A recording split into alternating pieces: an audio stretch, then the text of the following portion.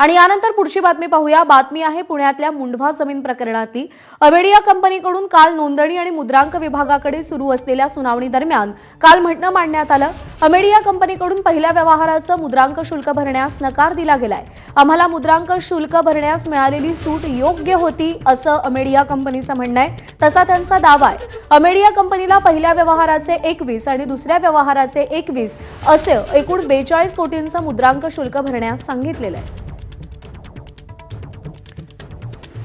मंदार गोंजारी आपल्याला या सगळ्या संदर्भात अधिक अपडेट देतील। मंदार, अमेडिया कंपनीने काय दावे केलेत, काय म्हटलेलं आहे?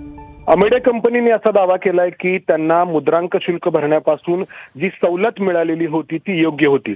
आपण पाहिलं की अमेडिया कंपनीने खरं तर सरकारची जमीन बेकायदेशीरपणे हडप करण्याचा प्रयत्न केला आणि त्या जागेवरती IT पार्क उभारलं जाणार आहे असा दावा करत मुद्रांक भरण्यातून सूट मिळवली।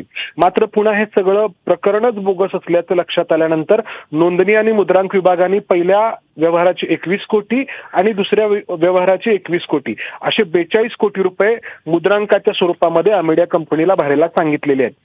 त्यासाठी काल सुनावणी झाली। मात्र या सुनावणीच्या दरम्यान अमेडिया कंपनीने पैसे भरायला नकार दिलाय। आम्हाला मिळालेली सूट योग्य आहे असा दावा केलाय। मुद्रांक विभाग आता या सगळ्याबद्दल त्यांचा अहवाल 8 दिवसांमध्ये तयार करणार आहे आणि त्यानंतर अमेडिया कंपनीवरती काय कारवाई होणार हे ठरेल।